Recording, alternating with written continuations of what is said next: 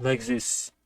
Okay, we are going to explain this part when EUR NZD. So let's start explaining this step by step and how can we deal with this process.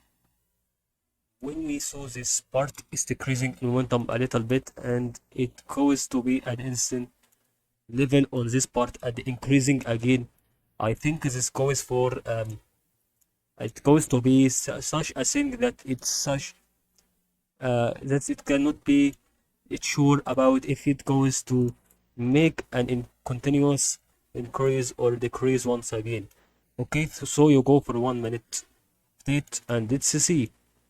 It seems that there is nothing happening until now from 17 August until again August. So, or from here from until here, it a decrease, the increase, and I think all you have to do on this currency is to wait until it decreases to original level. Okay, you have to wait until to decrease until here.